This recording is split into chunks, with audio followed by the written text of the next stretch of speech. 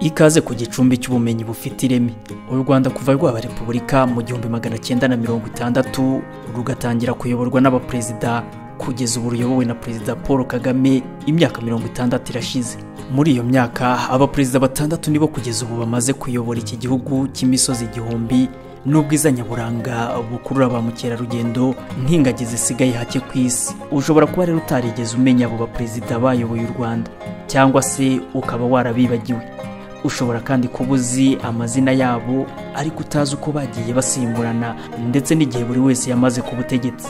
Ninde wabumazeho igihe gito, ninde wabumazeho igihe kirekire. Nibyo ugiye gusobanukirwa muri iki cyegeranyo. Ku itariki ya 28 Mutarama 1961 nibwo u Rwanda rwabonye perezida wa mbere. Uwo yitwa Mbonyumutwa Dominique. Uyu yayoboye igihe kitagera ku mwaka kuko yavuye ku butegetsi tariki 26 z'ukwa 10 mu 1961. Perezida Mbonyumutwa Dominique yahise asimburwa na Kayibanda Gregoire.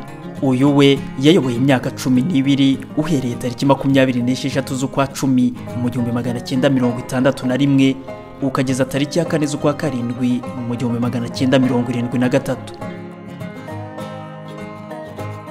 Kayibanda yakuwe ku butegetsi na kudeta yakorewe na General Major Habyarimana Juvenal, ari nawe wahise uba perezida wa gatatu wayoboye u Rwanda. Perezida Habyarimana yamaze ku butegetsi imyaka 21 uhereye tariki ya 5 z'ukwa 7 mu 1973 ukagera tariki ya 6 z'ukwa 4 mu 1994. Ku mwanya wa 4 mu baperezida bayoboye u Rwanda haza Dr. Sindikubwabo Theodore. Uyu niwe perezida kugeza ubu wayoboye igihe gito mu mateka y'abaperezida bose bamaze kuyobora u Rwanda kuko yayoboye amezi 3 gusa, guhera tariki 9 z'ukwa 4 mu 1994 kugera tariki 19 z'ukwa 7 mu 1994. Pasiteri Bizimungu niwe wabaye perezida wa gatanu wayoboye u Rwanda. Yamaze ku butegetsi imyaka 6 uhereye tariki 19 z'ukwa 7 mu 1994 nyuma y'ihagarikwa rya jenoside yakorewe abatutsi mu Rwanda. Yavuye ku butegetsi tariki 23 z'ukwa 3 muri 2000. Kuva tariki 17 z'ukwa 4 muri uwo mwaka w'ibihumbi 2000 nyuma y'uko Bizimungu yeguye, Perezida Paul Kagame niwe wahise atorwa n'inteko ishinga amategeko kugira ngo ayobore inzibacyuho. N'inzibacyuho yamaze imyaka 3 kuko yarangiye tariki 25 z'ukwa 8 muri 2003. Perezida Paul Kagame yatowe n'abaturage gukomeza kuyobora manda y'imyaka 7, ariyo manda ye ya mbere yaratorewe kuyobora yatangiye muri 2003 kugera muri 2010. Iyo manda irangiye abaturage bongeye kumugirira icyizere muri manda ya kabiri yarangiye muri 2017.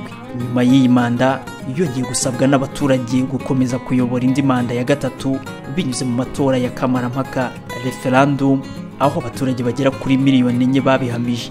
Aha byatumye ingingo zimwe zo mu itegeko nshinga zivugururwa kugira ngo zikureho imbogamizi y'umubare ntarengwa wa manda perezida yemerewe, aho zari 2.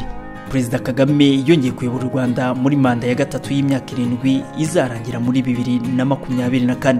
Kugeza ubu Perezida Kagame amaze kuyobora u Rwanda imyaka 20, bivuze ko manda ya gatatu izarangira ayoboye u Rwanda imyaka 24, bizatuma aba perezida wa mbere uyoboye u Rwanda imyaka myinshi nyuma ya Habyarimana Juvenal wayoboye imyaka 21.